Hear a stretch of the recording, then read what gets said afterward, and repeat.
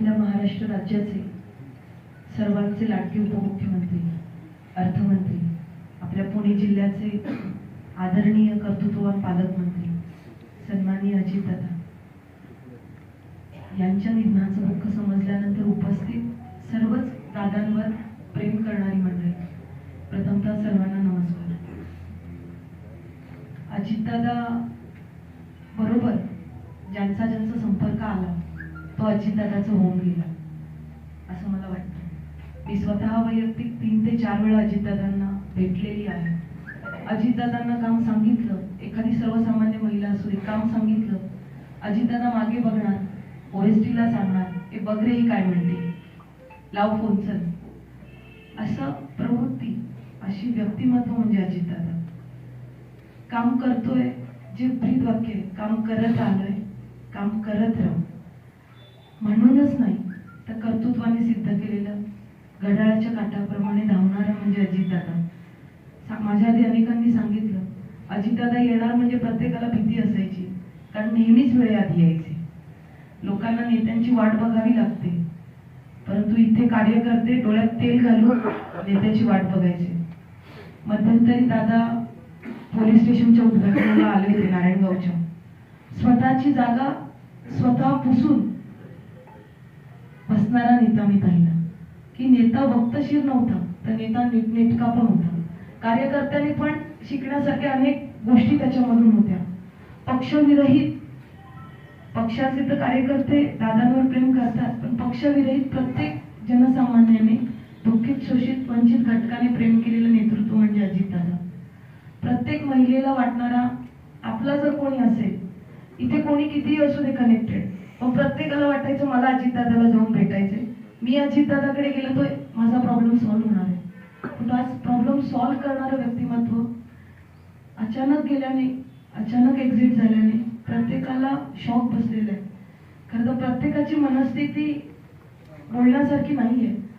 मी प्रचारामध्ये होते, आधी मी स्वतंत्र प्रचार चालू केला आणि खरं तर अतुल दादा, ही सगळी वरिष्ठ मंडळी यांच्या माध्यमातून खरं तर मला AB फॉर्म मिळाला.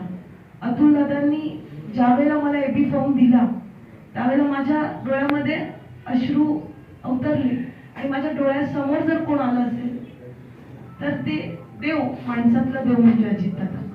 कारण ज्याच्याकडे बघून काम करायचं तो म्हणजे अजितदादा. कारण अजितदादा म्हणजे फक्त काम बोलतं, हे सगळ्यांनी अनुभवलेलं नेतृत्व. आणि म्हणून खरं तर सर्वसामान्य कुटुंबातल्या महिलेला खरं तर महिन्यापूर्वीच मला माणिकराव कोकाटे साहेबांनी सांगितलं की AB फॉर्मच्या यादीमध्ये तुझं नाव पहिलंय. जे अपेक्षित आहे, जो अपेक्षित असं अजितदादांना काम करतो, त्या नेतृत्वाला, त्या कर्तृत्वाला सन्मान देणारा अजितदादा. आता अजितदादा गेले याच्यावर विश्वास बसत नाही, कारण आजही ते आपल्यासाठी येणार होते. अतुलदादा त्या दिवशी स्टँडवर मनसरचे एक सर्वसाधारण गृहस्थ भेटले, ज्येष्ठ व्यक्ती, मनसरचे होते ते, मला नाव देखील माहिती नाही, आपला तो साधा नोकियाचा फोन त्यांच्याकडे होता. ते म्हणाले, मी अजितदादाचा खूप मोठा फॅन आहे ताई, आणि अजितदादा इथे सभेला येणार तर मला त्यांना ऐकायचे, पण तुम्ही मला एक आठवणीने कॉल करा की मला अजितदादांना ऐकायला यायचे. अजितदादांचा शब्द आणि शब्द प्रमाण होता. प्रत्येकाला उत्सुकता असायची, प्रत्येकाला भावणारा अजितदादा होता की अजितदादा काय बोलतायत. अजितदादाची प्रत्येक हालचाल मार्गदर्शक असायची आणि ती प्रत्येकाला एक दिशा देणारी असायची. खरं तर एक दिशादर्शक नेतृत्व, मला वाटतं आपल्या या जिल्ह्याच्या पालकत्वाची जबाबदारी त्यांच्यावर होती आणि ती ठामपणे ते निभावत होते. मला वाटतं या पालकमंत्री पदाला कोणाची तरी नजर लागली, कारण आपलं पालक गेला हो, आपला सगळ्यांचा बाप गेला. पूजाताईंनी सांगितलं, जेव्हा बाप जातो ना त्यावेळेला खऱ्या अर्थाने प्रत्येक माणूस पोरका होतो, आणि पोरका झाल्यानंतर खांद्यावर जी जबाबदारी येते ना ती सांभाळण्याची ताकद जरी आपल्यात असेल तरी एक ऊर्जा आपण गमावलेली असते. आणि मला वाटतं अजितदादा म्हणजे प्रत्येक बहिणीला, प्रत्येक लाडक्या बहिणीला, प्रत्येक सर्वसामान्य दुःखित, शोषित, वंचित घटकातल्या महिलेला खऱ्या अर्थाने आपल्या भावानंतर जर कुठला दादा जवळचा वाटत असेल ना तर तो अजितदादा. संकट कितीही होते पण सगळ्यांना संधी देणारा एक दादा होता आणि दादाला सर्वच मायमाऊलींच्या वतीने मनपूर्वक आदरांजली वाहते आणि थांबते. ओम शांती.